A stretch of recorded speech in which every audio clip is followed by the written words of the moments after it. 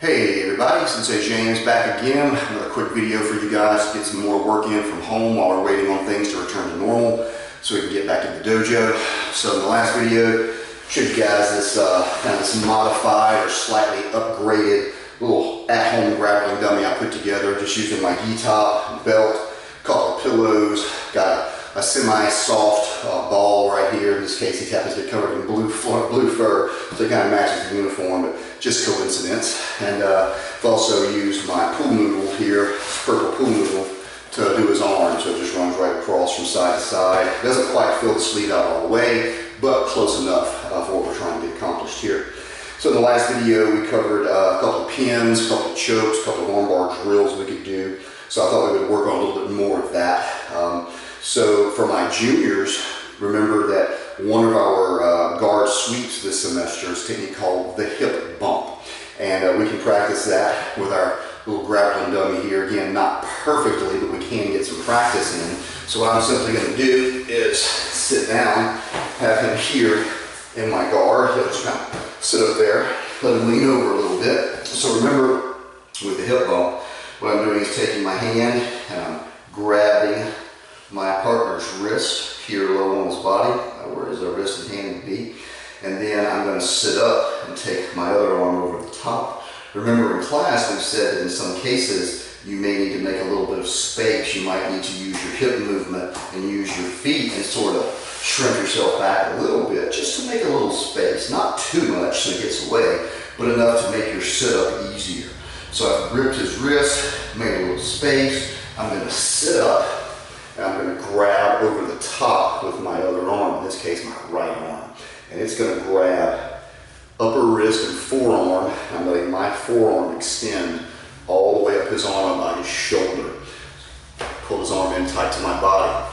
My right arm, the one that went over the top, trap it there, while my left hand goes down to the mat or the ground. And I use it to help me lift my hips, and then I twist or bump all the way over till I end up here in this full mount position, just like that.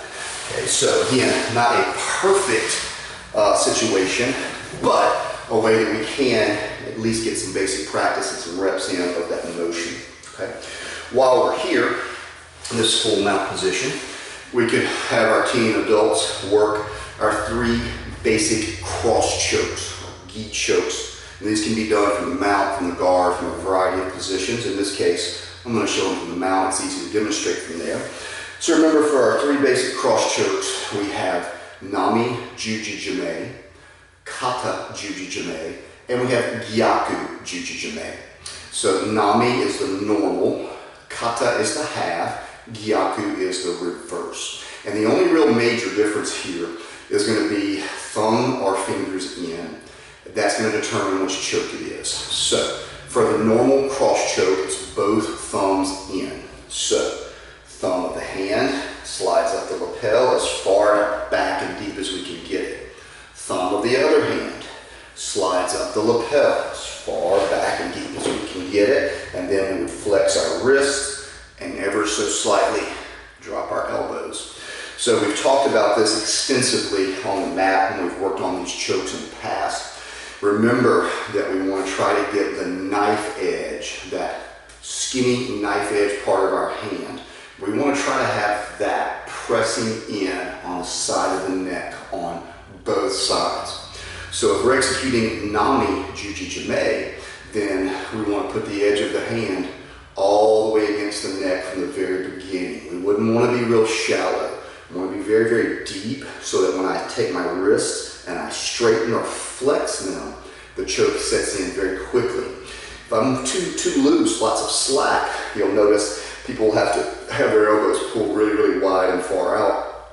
It means the choke wasn't really deep enough to start with, and having to compensate for that by pulling a lot more with the elbows.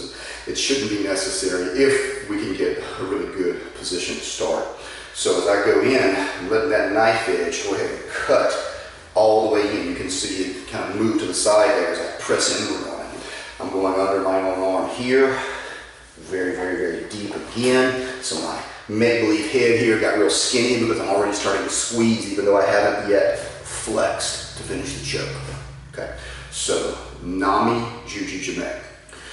When we do the half cross choke, that's Kata JiuJitsu. That's going to be fingers on one side in, thumb on the other side. So I'll go fingers in, and remember, knife edge, very deep. The other side, it's going to be my fingers going in. So remember, I'm going to give myself enough slack in the gi when I go fingers in that I want to be able to rotate and end up knife edge in. So I'm here, this one starts really deep and tight.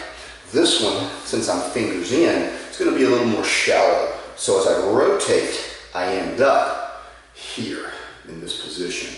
So I start here, extra slack on this side, roll this hand over, and so now I end up knife edge with both sides in and execute my choke. It's not nearly as effective to try choking with the back of the palm here on one side. You can still probably make it work, but it's going to take a lot more strength to make it work. If we can get the knife edge on both sides, much more effective. So normal, half, rotate, straighten the wrist, choke. Okay? So if this was normal and this was half, then this will be reverse or gyaku.